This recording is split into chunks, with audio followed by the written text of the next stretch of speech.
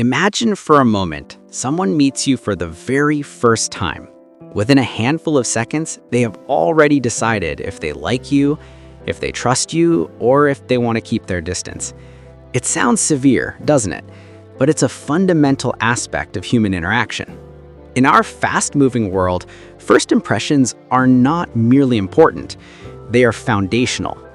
This is the central idea in Cristiana's book, The Power of First Impressions. The book is a guide to understanding how to make a positive, lasting impression without pretending to be someone you're not.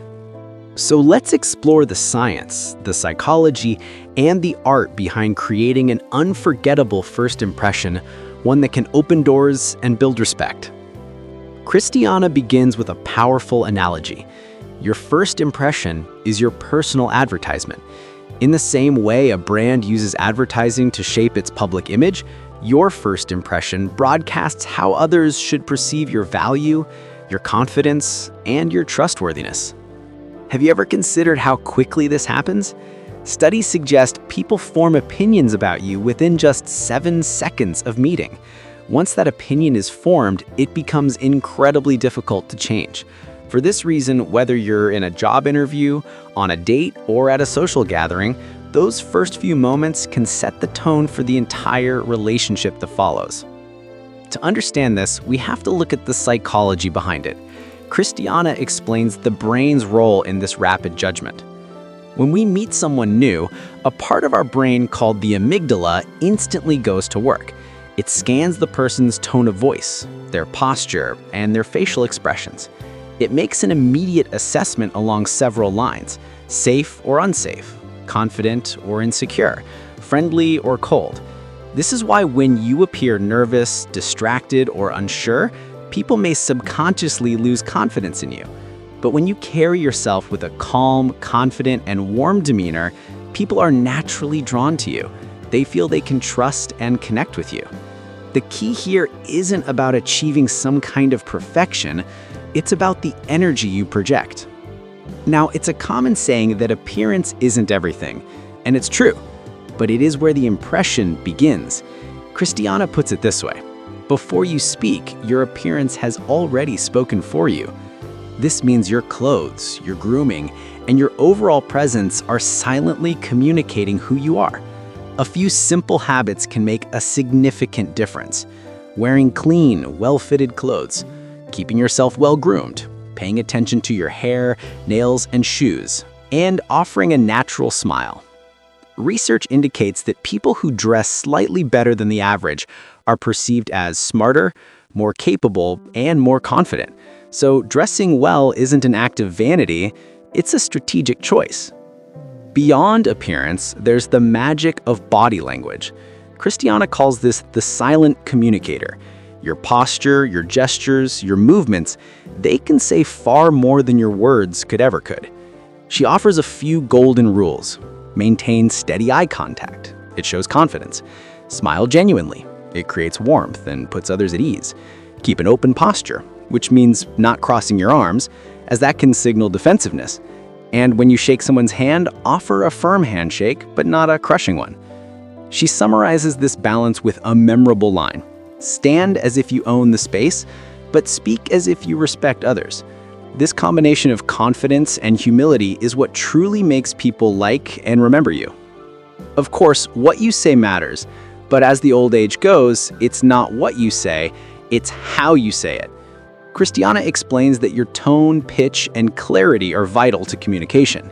To create a positive vocal impression, you should speak clearly and at a moderate pace.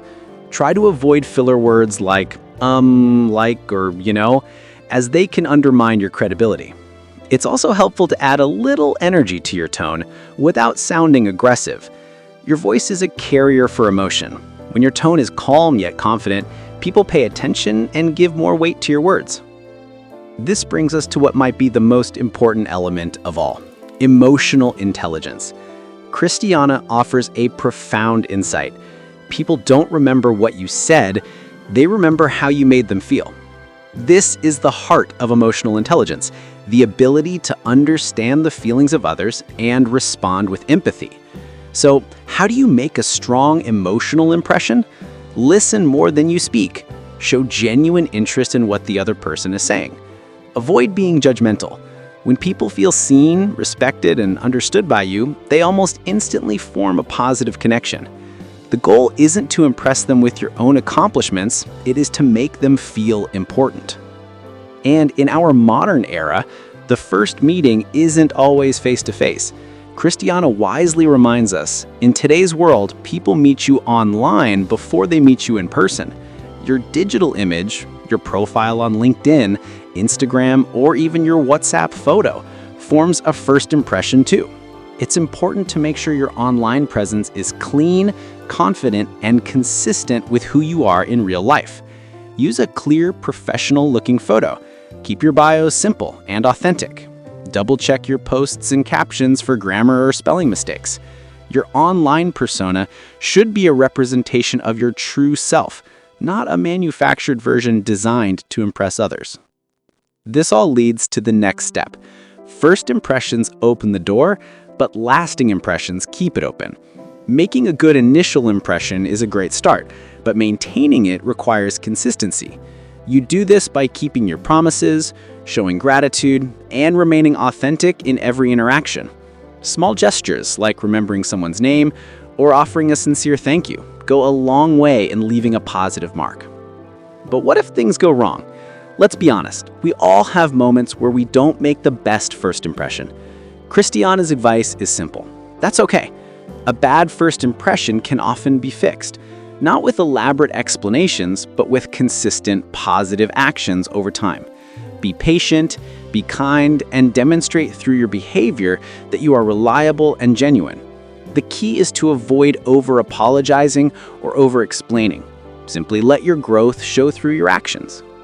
In her final chapter, Cristiana circles back to the most essential truth of all. The most powerful first impression is made when you stop pretending and start being real. True confidence isn't about acting perfect. It's about being comfortable in your own skin. When you genuinely accept yourself, others can sense that strength and honesty. So the goal isn't to be flawless. Just be present, be polite, and be positive. By doing so, you will almost always make the right impression. In the end, your first impression serves as your silent introduction to the world. Whether you are a student, a professional, or an entrepreneur, the impression you make can open doors that skills sometimes cannot. Stand tall, speak confidently, and smile genuinely, because real power lies in your authentic presence.